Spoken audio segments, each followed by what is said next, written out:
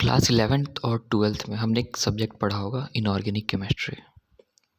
Inorganic chemistry में teachers क्या करते थे, सबसे पहले हमें थ्योरीज बताते थे, फिर उससे रिलेटेड कुछ ट्रिक्स लिखवाते थे और फिर एग्ज़ाम्पल्स कराते थे और एग्ज़ाम्पल हो भी जाते थे और फिर हमें लगता था कि इनऑर्गेनिक केमिस्ट्री कितना आसान है, ट्रिक्स कितने अच्छे हैं, सारे क्वेश्चंस हो जाएंगे। फिर आता था कुछ एक्सेप्शंस और वो देख के लगता था कि भाई साहब ये ट्रिक तो कुछ काम ही नहीं कर रहा है। सेम चीज़ यहाँ होने वाला है। अब मैंने लास्ट वीडियो में 2 स्टॉक छोड़ दिए थे, टाटा पावर और गेल। मैंने जो 5 पॉइंट्स बताए थे वो कहीं ना कहीं यहाँ फेल होने वाले हैं, इसलिए मैंने इसकी एक सेपरेट वीडियो बनाई है ताकि ज़्यादा क्लियरली आपको समझ में आए। तो चलिए स्टार्ट करते हैं। टाटा पावर आरओई देखते हैं।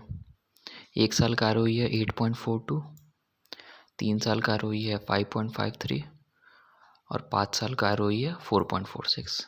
ये 12 से बहुत कम है, तो आरओई सेटिस्फाई नहीं कर रहा है। होल्डिंग्स देखते हैं। पब्लिक होल्डिंग 28.3 है, यानी ये सेटिस्फाई कर रहा है। डेप्ट अपॉन इक्विटी देखते हैं, ये 2.07 है। इक्विटी के मुकाबले डेप्ट ऑलमोस्ट 2 गुना है, 2 गुना से भी थोड़ा सा भी 2 गुना से थोड़ा ज़्यादा ही है। और डेप्ट टू इक्विटी 0.5 से कम होना चाहिए, तो ये सेटिस्फाई नहीं कर रहा है। शेयर कैपिटल 320, मैंने अंडर 200 लिखवाया है पर रेंज थोड़ा बहुत ऊपर नीचे चल सकता है, तो 320 एक्सेप्टेबल है, इसे मैं यस लिखता हूँ। अब सेल्स, प्रॉफिट और अर्निंग पर शेयर देखते हैं।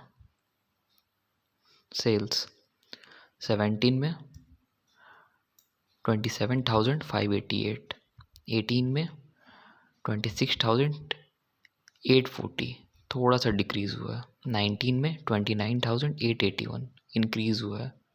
20 में 29,136, ऑलमोस्ट सेम है।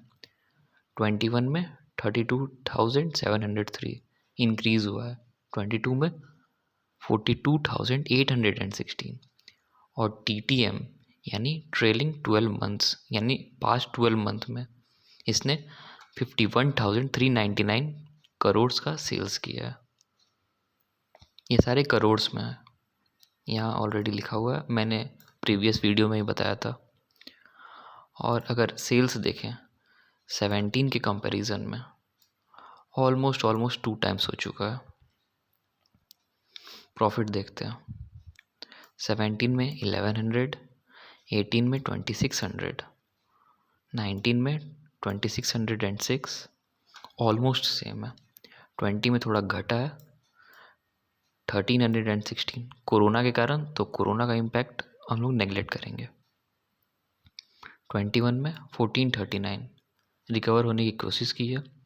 22 में 2156 करोड़ और TTM 3003, ऑलमोस्ट ट्रैक पर आ गया। सो अगर कंपेयर करें तो 2017 में ये 1100 से 2022 में 5 साल में प्रॉफिट इसने ऑलमोस्ट 3 गुना कर लिया। EPS भी देख लेते हैं। 3.31, 8.90, 8.71, 3.76, ये डिक्रीज़ हुआ है। 3.53 और थोड़ा डिक्रीज़ हुआ है। फिर ये 22 में बढ़ा है और TTM में 7.95। देखिए मार्च 2021 से 2022 ये 1 साल हुआ और TTM मीन्स अभी से पिछले 12 साल का, सॉरी 12 महीने का, ट्रेलिंग 12 मंथ्स यानी प्रीवियस 12 मंथ में इसने EPS इतना दिया है 7.95, प्रॉफिट दिया है 3003 एंड सेल्स दिया है 51,399, यानी ये पॉइंट सेटिस्फाई कर रहा है। सेल्स प्रॉफिट ये सेटिस्फाई कर रहा है। अब देखा जाए तो 2 पॉइंट्स यानी आरओई ही नहीं दे रहा है, ये रिटर्न ही नहीं दे रहा है स्टॉक, प्लस इस पर डेप्ट भी ऑलमोस्ट इक्विटी के मुकाबले 2 टाइम्स है। तो ये शेयर क्रैप माना जाएगा। जो मैंने ट्रिक्स बताई हैं उसके बेसिस पर ऐसा होता तो मैं वीडियो में ये डिस्कस नहीं कर रहा रहता। ये गुड शेयर है, plus most probably multibagger भी है। मोस्ट प्रोबेबली बोलने का क्या मतलब है? मोस्ट प्रोबेबली का मतलब है ये स्टॉक मार्केट है और यहाँ श्योर शॉट कुछ नहीं होता है। सो इनकेस आगे चल के ये सही परफॉर्म नहीं किया तो ये ख़राब शेयर भी हो सकता है, इसलिए मैंने ये वर्ड यूज़ किया मोस्ट प्रोबेबली। अब मल्टी बैगर होने का कारण क्या है? मल्टी बैगर बोलने का रीज़न ये है क्योंकि इसका बिजनेस मॉडल शानदार है। ये आप तो जानते ही होंगे कि टाटा पावर इलेक्ट्रिक व्हीकल्स पर काम कर रहा है, जो कि एक फ्यूचरिस्टिक प्रोजेक्ट है। फ्यूचर में डीज़ल और पेट्रोल से चलने वाली गाड़ियाँ एकदम कम देखने को मिलेंगी और इलेक्ट्रिक व्हीकल्स की ज़्यादा। ईवी के कंपैरिजन में देखा जाए तो बस 2 बड़े नाम सामने आते हैं फ़िलहाल में। पहला आता है अडानी और दूसरा आता है टाटा। अडानी पर लोगों को भरोसा थोड़ा कम है, तो अल्टीमेटली फ़ायदा उसका टाटा पावर को ही मिलने वाला है। सो ये आपके पोर्टफोलियो में ज़रूर होना चाहिए। देखिए, अगर बात करें सेल्स, प्रॉफिट या फिर आरओई की, तो वो सब एक मेयरली नंबर्स होते हैं जो आते हैं बिजनेस मॉडल से ही। अगर आपका बिजनेस मॉडल सही है तो आज नहीं तो कल वो प्रॉफिट, सेल्स और आरओई जनरेट कर ही देगा। जैसे एग्जांपल्स देखते हैं, अभी फेसबुक था जो अपना नाम चेंज करके मेटा हो गया है। वो एक प्रोजेक्ट वर्चुअल रियलिटी पे काम कर रहा है जो कि एक फ्यूचरिस्टिक प्रोजेक्ट है और ये आगे चल के लोगों की लाइफ चेंज करने वाला है। वीआर पे काम करने के वजह से उसके स्टॉक प्राइसेस में काफ़ी गिरावट आई हुई थी अभी रिसेंट दिनों में, और बैलेंस शीट भी थोड़ी लड़खड़ा गई है। पर इसका मतलब ये नहीं है कि मेटा ख़राब शेयर हो गया हुआ है।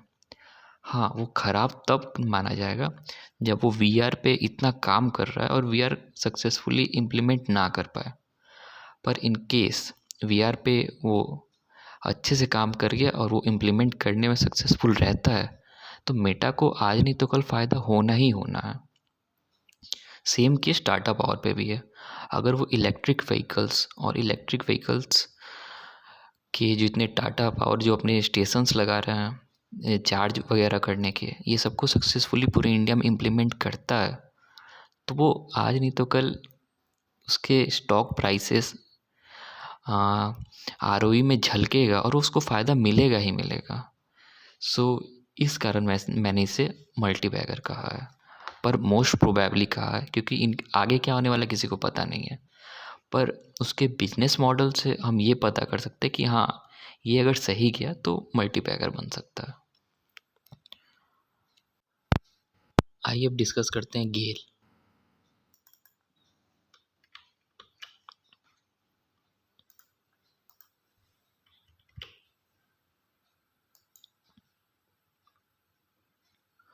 आरओई देखते हैं।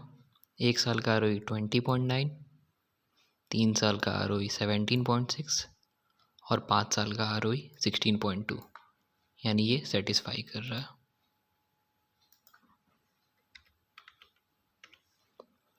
होल्डिंग्स देखते हैं अब।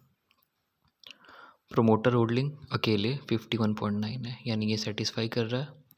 और पब्लिक होल्डिंग देखें तो 6.47, ये भी 50 से कम है, मतलब सेटिस्फाई कर रहा है।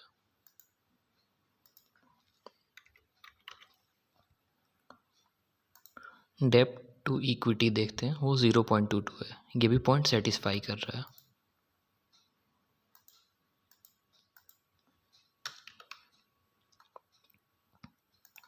शेयर कैपिटल देखते हैं, 6575 ये बहुत ही ज़्यादा, ये सेटिस्फाई नहीं कर रहा है।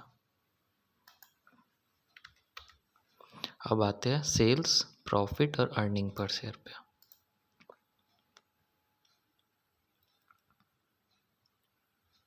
सेल्स देखते हैं।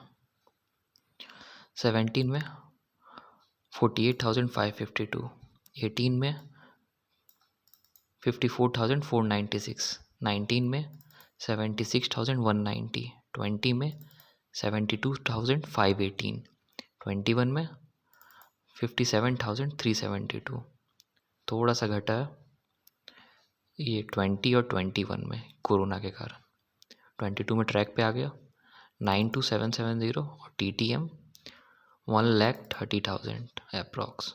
यानी देखा जाए तो सेल्स 17 के कंपैरिजन में ऑलमोस्ट 3 टाइम्स हो गया हुआ है, यानी 5 साल में सेल्स 3 गुना हो गया हुआ है। प्रॉफिट देखते हैं। मार्च 17 और प्रॉफिट ऑलमोस्ट 3,400, 18 में 4,805, 19 में 6,553, 20 में 9,515, 21 में थोड़ा सा कम हुआ कोरोना के कारण, 22 में ट्रैक पे आ गया 12,304 और TTM 11,829। यानी अगर यहाँ से कंपेयर करना स्टार्ट करें यहाँ का, तो ऑलमोस्ट 4 टाइम्स हो चुका है प्रॉफिट। और अर्निंग पर शेयर 4.98, 7.09, 9.68, 13.93, थोड़ा सा घटा है 18.14, 17.82। यानी देख सकते हैं कि ये प्रॉफिट, सेल्स और अर्निंग पर शेयर तीनों कंसिस्टेंटली इंक्रीज कर रहे हैं। यस तो अगर सारे पॉइंट्स को देखे जाए तो ये अच्छा शेयर है, पर ये अच्छा शेयर होता तो मैं इसे यहाँ डिस्कस कर ही नहीं रहा होता। ये क्रैप शेयर है।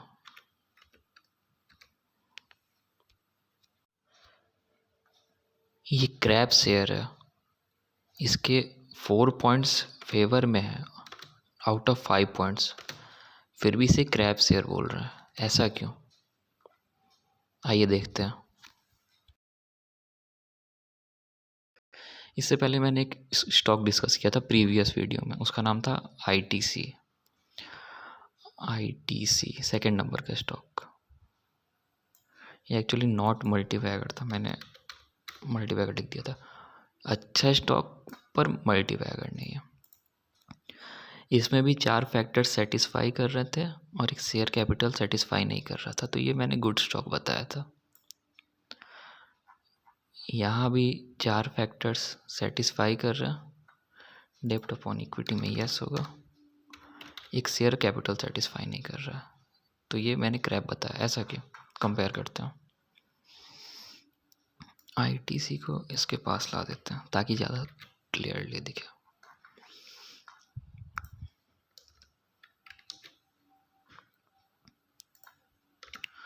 देखिए ROE यस, ITC का ROE yes, holdings yes, ITC का holding yes, sales profit earning per share yes, इसका भी sales profit earning per share yes, यानी कंसिस्टेंटली इंक्रीज कर रहा है। डेप्ट अपॉन इक्विटी यस, सेटिस्फाई कर रहा है, 0.5 से कम है।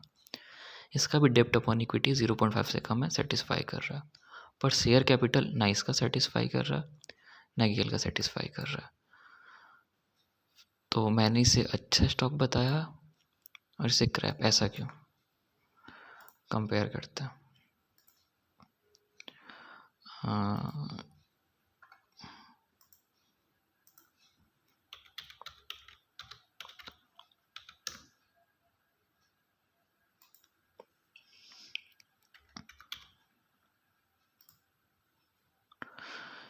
इसका मेन पॉइंट देखिए क्या है। ये इसका मैक्सिमम चार्ट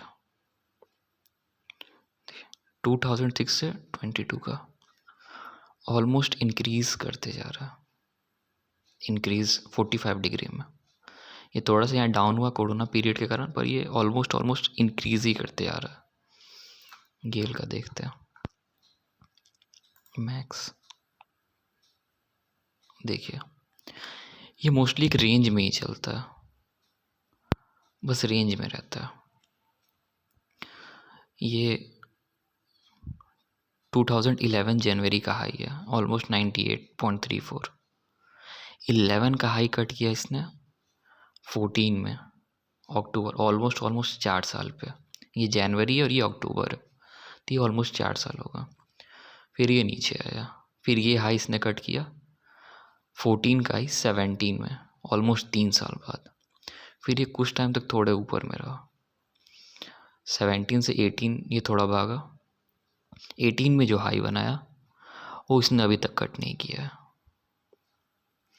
तो आपको क्या लगता है, जो स्टॉक रेंज बाउंड रहेगा वो आपको पैसे कमा के देगा कभी? नहीं, बिल्कुल भी नहीं। ऐसे स्टॉक्स डिविडेंड दे सकते हैं, पर ये आपको प्रॉफिट कमा के नहीं देने जा रहा है। ये सिमिलर चार्ट सारे PSU के होते हैं, मैं आपको दिखा देता हूँ। Suppose SAIL steel authority of India limited, max, इसका चार्ट देखिए, ये सेल है। इसका चार्ट देखिए, ये भी एक रेंज में ही है, रेंज में ही है, रेंज में ही है, रेंज में ही है। वैसे चार्ट जो ऑलमोस्ट 45 डिग्री पे इंक्रीज करते हैं, ऐसे 45 डिग्री, वो अच्छे माने जाते हैं। और जो रेंज बाउंड चलते हैं ना, वो स्टॉक हमेशा खराब माने जाते हैं। अगर आपको 45 डिग्री नहीं पता है तो मैं आपको दिखा देता हूँ कैसे दिखता है।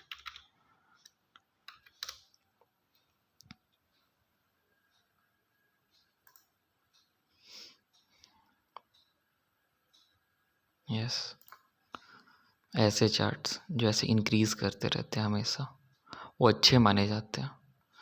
ITC में देखिए, ये ऑलमोस्ट इंक्रीज कर रहा है, इसलिए मैंने इसे गुड शेयर लिखा। गेल देखिए, ये बस रेंज बाउंड में ही चलता है। 18 का हाई तक इसने नहीं कट किया अभी तक, 22, 4 साल हो गए। तो ये स्टॉक आपको पैसा बना के कभी नहीं देगा। देखिए, मैंने आपको 5 पॉइंट बताए हुए थे, पर इसका मतलब ये नहीं कि आप बस उसी 5 पॉइंट पे फोकस करेंगे। ट्रेडिंग में एक चीज़ कही जाती है कि आपको अर्जुन बनना पड़ेगा, चिड़िया की आंख पे नज़र होनी चाहिए, यानी कैंडल्स। ट्रेडिंग में सबसे ज़्यादा इंपॉर्टेंट्स होते हैं कैंडल्स, पर इन्वेस्टिंग में ऐसा नहीं है। आपको अर्जुन नहीं बनना, आपको युधिष्ठिर, भीम, नकुल और सहदेव बनना है। चिड़िया की आँख, चिड़िया के पंख, चिड़िया के पैर, चिड़िया की चोंच, पूरी बॉडी, आपको सब पे ध्यान रखना है। चिड़िया उड़ सकता है कि नहीं, उसमें उड़ने का पोटेंशियल है कि नहीं, उसके पैर में चोट तो नहीं लगी है, वो घायल तो नहीं है। अगर आप हर पॉइंट को अच्छे से देखेंगे तो आप चिड़िया की पूरी बायोडाटा बता सकते हैं। और इन्वेस्टिंग में हमें यही करना रहता है। तो ये चार्ट देख के तो आप समझ ही गए होंगे कि इसमें आप इन्वेस्ट नहीं कर सकते हैं। हाँ, आपको इसमें ट्रेड करना है तो आप तब ट्रेड कर सकते हैं। ये जो 2018 का हाई है, अगर ये कट करता है तो ये 5, 10, 15, 20% आराम से दे देगा, तो उस टाइम आप इसमें ट्रेड ले सकते हैं। पर इन्वेस्ट करने के लिए तो मैं कभी भी सजेस्ट नहीं करूँगा। और डिविडेंड के चक्कर में आप इन्वेस्ट करें, ये तो सरासर गलत है। क्योंकि डिविडेंड तो हो सकता है आपको मिलेगा, पर आपने जो प्रिंसिपल अमाउंट लगाया वो ही घटते जाएगा, लॉस होते जाएगा, होते जाएगा, होते जाएगा, और वो कब ऊपर जाएगा कोई ठीक नहीं है। सो इस कारण गेल सही कंपनी नहीं है, और मैंने इसे क्रैप शेयर लिखा हुआ है। सो गेल एक क्रैप शेयर है, ये जस्टिफाइड है। चलिए, तो वीडियो को यहीं ख़त्म करते हैं। अगर आपको कोई डाउट हो तो कमेंट्स में पूछ सकते हैं। Thanks for watching.